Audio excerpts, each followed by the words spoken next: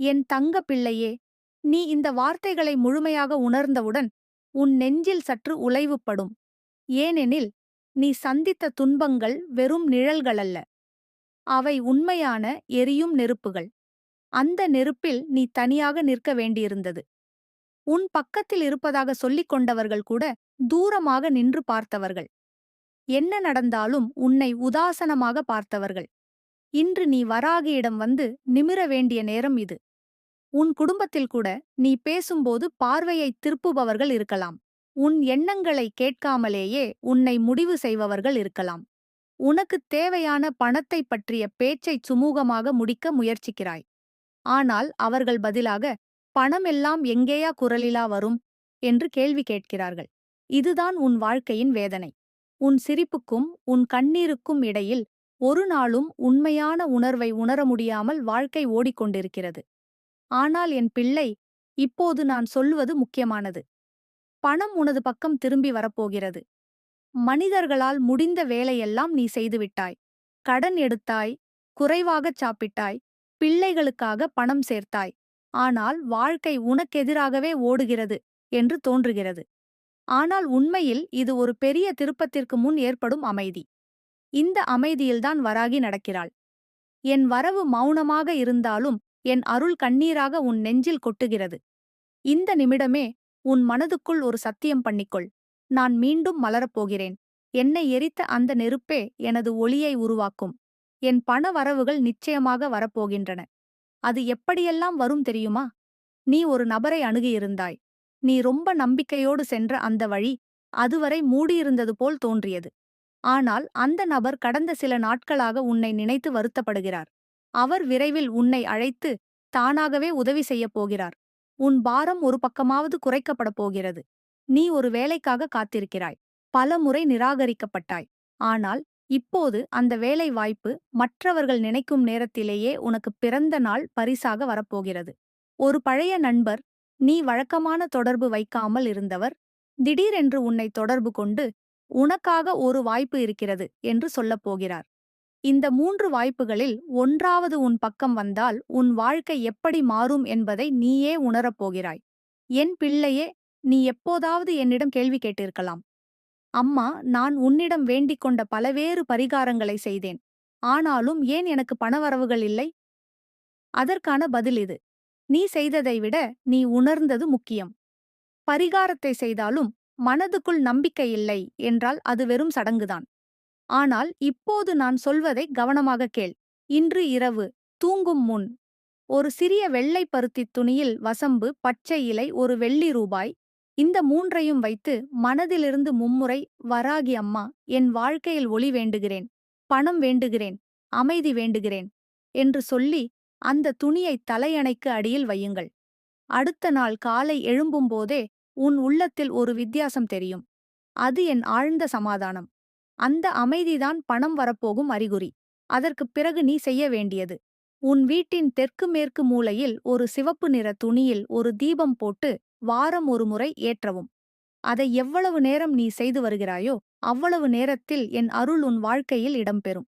இப்போது சொல்லத் தயங்கும் உண்மை ஒன்று உன் மனதில் இருக்கும். நான் இந்த வயதிற்கு வந்த பிறகும் பணத்திற்காக பிச்சை கேட்க வேண்டிய நிலை வந்துவிட்டது. அது உன்னுடைய தவறு அல்ல. வாழ்க்கை பலமுறை உனக்கெதிராக நடந்திருக்கிறது. நீ உன் குடும்பத்தை உணர்ச்சிபூர்வமாக வளர்த்தாய். உன் கணவர், பிள்ளைகள், குடும்ப உறவுகள் அனைவரிடமும் பாசம் கொடுத்தாய். ஆனால் அவர்கள் உனது தருணங்களில் உனக்காக நிற்கவில்லை. ஆனால் வராகி அம்மன் மட்டும் நின்றாள். நீ ஒவ்வொரு முறையும் அழும்போது என் கோவிலின் சன்னதியில் என் கண்கள் கலங்கின. உன் குரலை என் இதயம் கேட்டது. உனது வார்த்தைகளை நான் மண்ணில் மட்டுமல்ல, வானில் எழுதி வைத்திருக்கிறேன். அதனால்தான் இன்று நான் உன்னிடம் இவ்வளவு நேரம் பேசிக் கொண்டிருக்கிறேன். ஏனெனில் உனது அர்த்தமில்லாத புன்முறுவலின் பின்னால் நான் உணர்கிறேன் உண்மை வேதனை. இந்த உரையின் கடைசி வரிகள் உனக்காக ஒரு வாசல் திறக்க இருக்கின்றன. உன் பணவரவுகள் 7 நாட்களில் தெளிவாகத் தெரிகின்றன. ஒரு உதவி நீ எதிர்பாராத இடத்திலிருந்து வரும். உனக்கு எதிராக பேசும் ஒருவர் விரைவில் உன் நன்மையை எண்ணி நடக்கிறார். உன் குடும்பத்தில் ஏற்பட்ட பிளவுகள் ஒட்டத் தொடங்கும். நீ எதற்காகவும் காத்திருந்தாய் என்றால் அதற்கான பதில் இதோ வந்துவிட்டது. நீ இப்போது என்னை நம்புகிறாயா? நீ எப்போது என் பெயரை வணங்குகிறாயோ அப்போது உன்னுடைய ஒவ்வொரு நிமிடமும் நீ உரிமை கொண்ட வாழ்க்கையை வாழத் துவங்குகிறாய். பணம் என்பது உனது தேவைக்கு வரவேண்டியது. அது ஒரு சோதனை அல்ல. அது உன் வாழ்க்கையின் பாதுகாப்பு. அது இப்போது உன்னிடம் வரப்போகிறது. நீ சற்று ஆழமாக மூச்சு விட்டு வா.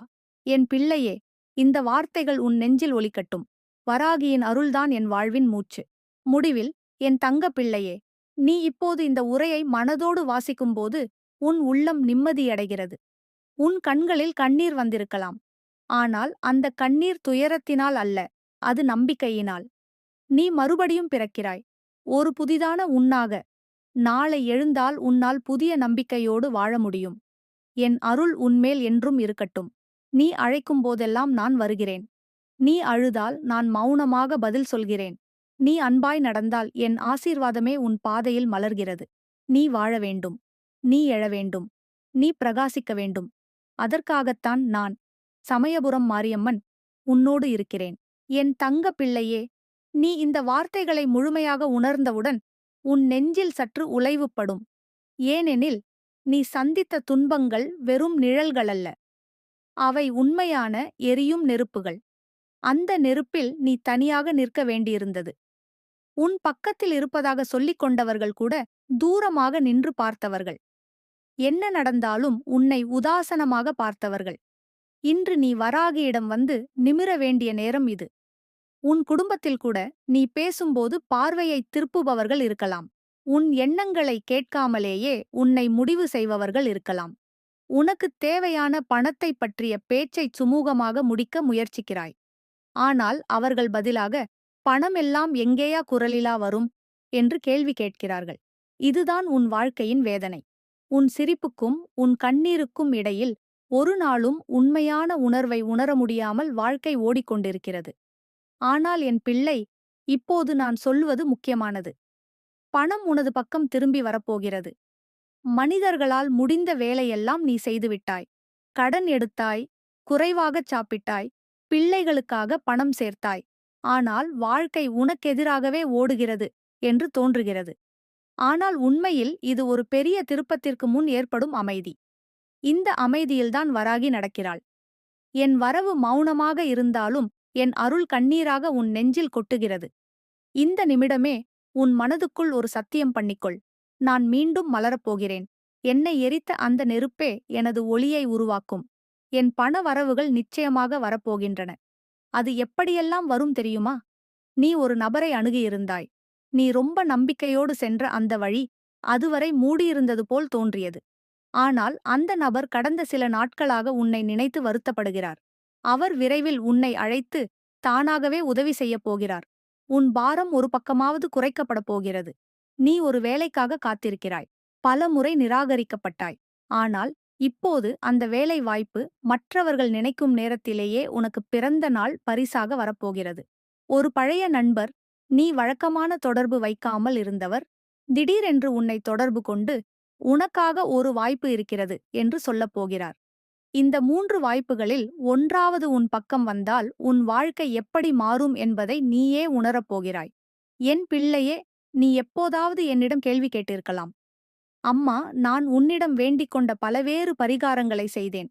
ஆனாலும் ஏன் எனக்கு பணவரவுகள் இல்லை? அதற்கான பதில் இது. நீ செய்ததை விட நீ உணர்ந்தது முக்கியம். பரிகாரத்தை செய்தாலும் மனதுக்குள் நம்பிக்கை இல்லை என்றால் அது வெறும் சடங்குதான். ஆனால் இப்போது நான் சொல்வதை கவனமாக கேள். இன்று இரவு தூங்கும் முன் ஒரு சிறிய வெள்ளை பருத்தித் துணியில் வசம்பு, பச்சை இலை, ஒரு வெள்ளி ரூபாய், இந்த 3ஐயும் வைத்து மனதிலிருந்து மும்முறை, வராகி அம்மா, என் வாழ்க்கையில் ஒளி வேண்டுகிறேன், பணம் வேண்டுகிறேன், அமைதி வேண்டுகிறேன் என்று சொல்லி அந்த துணியை தலையணைக்கு அடியில் வையுங்கள். அடுத்த நாள் காலை எழும்பும்போதே உன் உள்ளத்தில் ஒரு வித்தியாசம் தெரியும். அது என் ஆழ்ந்த சமாதானம். அந்த அமைதிதான் பணம் வரப்போகும் அறிகுறி.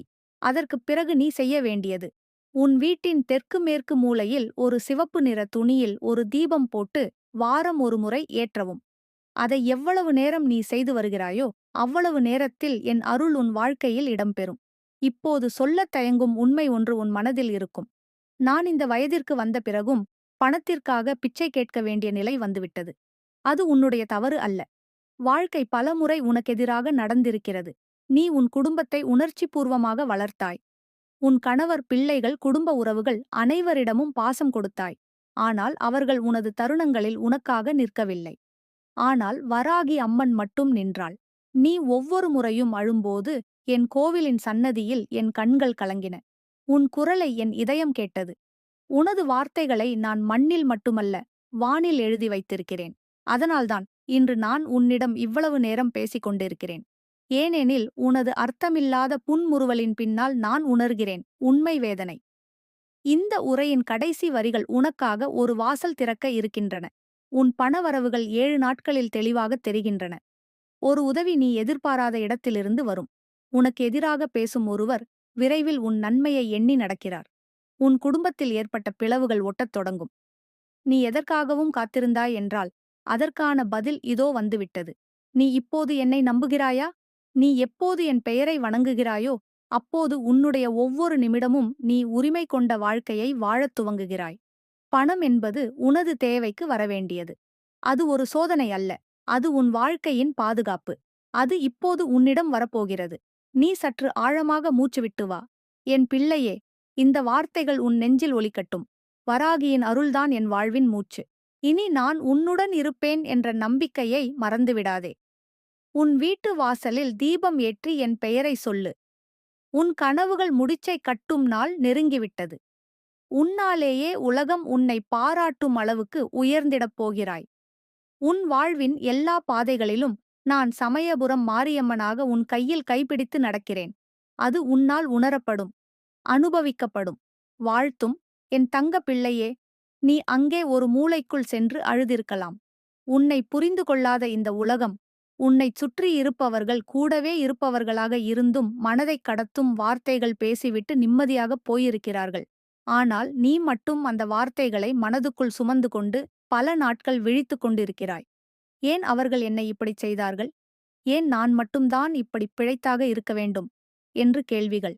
பதில் தெரியாத வலிகள். நான் உன்னோடு பேச வந்தேன் என் குழந்தையே. நான் சமயபுரத்தம்மன். உன்னைப் போல வாடும் நபர்களின் இதய கூச்சல்களை நான் நிமிர்த்தும் சக்தியாக இருக்கிறேன். உன்னுடைய இதயத்தில் ஆழத்தில் பதிந்திருக்கும் துயரங்களைப் போக்கும் தாயாக நான் வந்திருக்கிறேன். என் வார்த்தைகள் உன் இதயத்தை நெகிழ வைக்கும். ஆனால் அதற்குள் நீ உருவாக்கும் நம்பிக்கை உன் வாழ்க்கையை மறுபடியும் எழுப்பும் சக்தியாக மாறும். நீ இழந்தவர்கள்.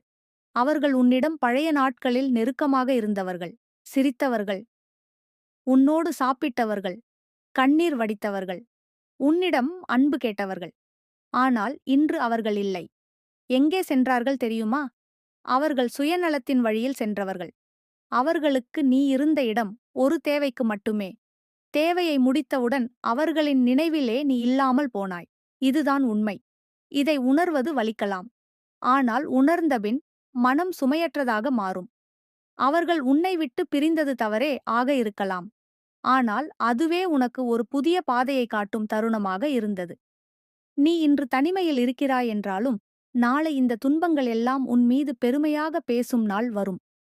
இவ்வளவு துயரங்கள் இருந்தும் அந்தவளோ என்ன வாழ்ந்தா பாரு என்று உலகமே உன்னை பாராட்டும். உன் மனத்தில் ஒரு கேள்வி இருக்கிறது. நான் அவர்களை மறந்துவிட முடியுமா? என் மனம் எப்போதும் அவர்களே நினைத்து துன்பப்படுகிறதே. நான் உனக்கு கூற விரும்புகிறேன் என் குழந்தையே, துரோகம் செய்தவர்கள் உன்னை நினைப்பதில்லை.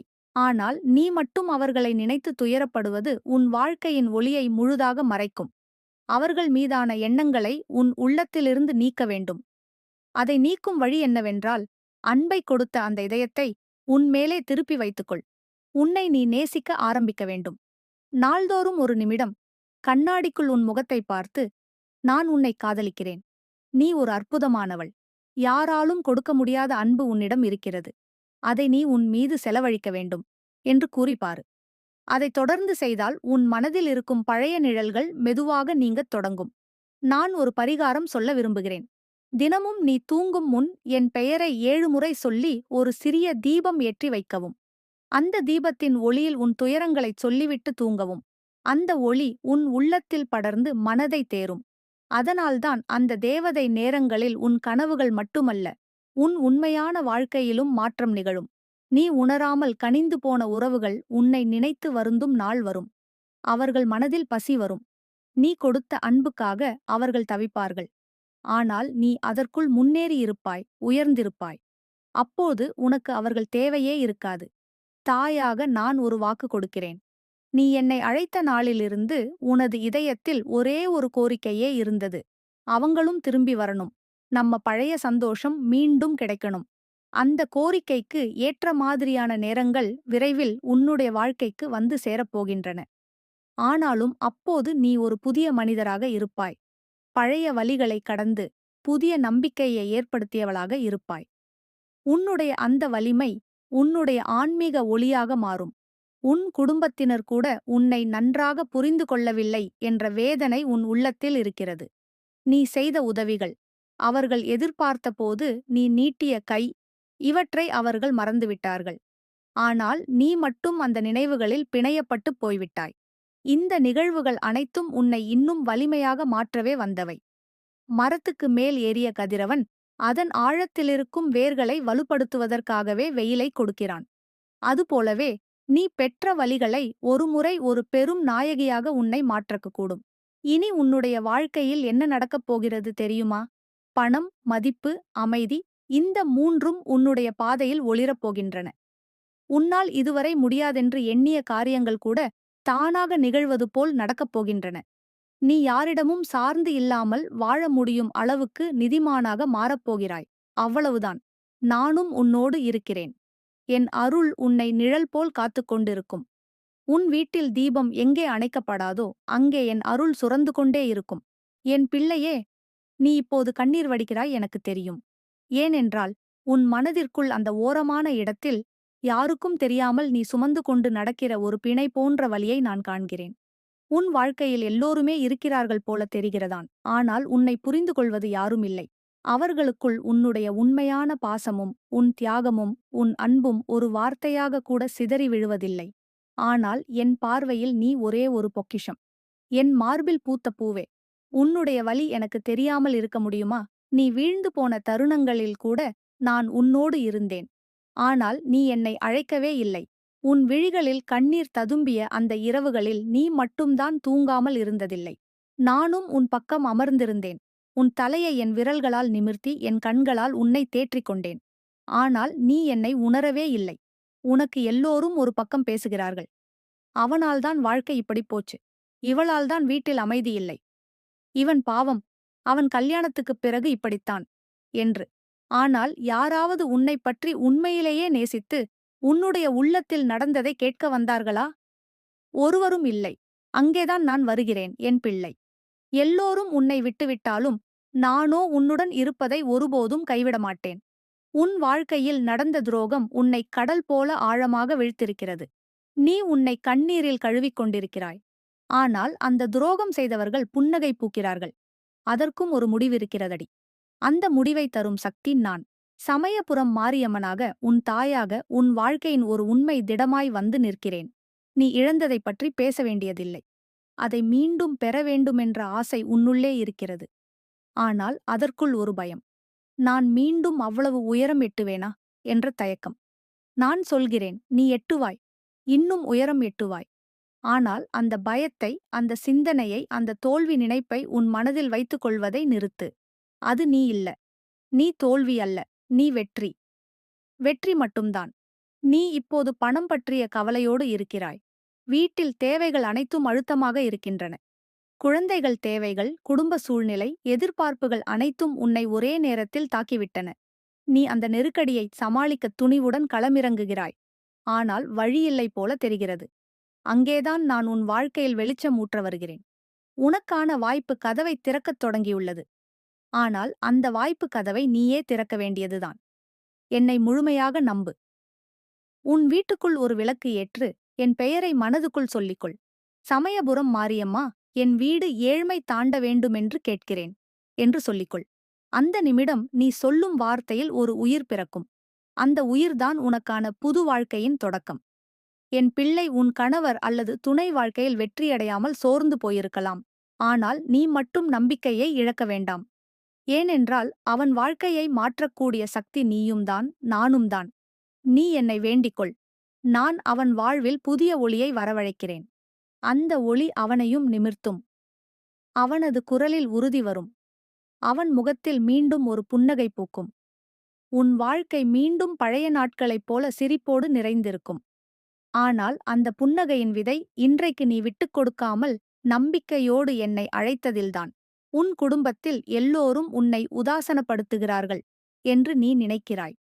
ஆனால் அவர்களது மனதில் பதிந்துள்ள தண்ணீர் உறைவுகளை நான் கரைத்து விடுகிறேன். அவர்கள் அனைவரும் உன்னை புரிந்து கொள்ளும் நாள் நெருங்கிவிட்டது. ஆனால் நீ அந்த நாள் வரும் வரை சகிப்புத்தன்மையோடு இரு. நானும் உன்னுடன் இருக்கிறேன். நாமிருவரும் சேர்ந்து அந்த நாளை உருவாக்கப் போகிறோம். உன் முன்னிலை எதிரிகள் பலரும் உன்னை கீழே இழுத்து விட்டார்கள். அவர்கள் பேசும் வார்த்தைகள் சில நேரங்களில் உன் உள்ளத்தை நசுக்கிவிடுகிறது. நீ ஏதாவது ஆகப் போகிறாயா என்று கேட்கும் அந்த வார்த்தைகளைச் சுமந்து நீ நடக்கிறாய். ஆனால் அந்த வார்த்தைகளுக்கே பதிலாய் உன் வெற்றியை நானே அமைத்து தருகிறேன். அவர்கள் பார்வைக்கு தெரியும்படி அவர்களது வார்த்தைகளை விழுங்க வைத்து விடுகிற அளவிற்கு நீ உயர்ந்து நிற்பாய். என் பிள்ளை, நீ பிரிந்த உறவுகள் மீண்டும் சேர வேண்டும் என்று அழுகிறாய். உன் கண்களில் விழும் ஒவ்வொரு கண்ணீர் துளியும் நான் எடுக்கும் ஒரே ஒரு முடிவை சொல்லுகிறது.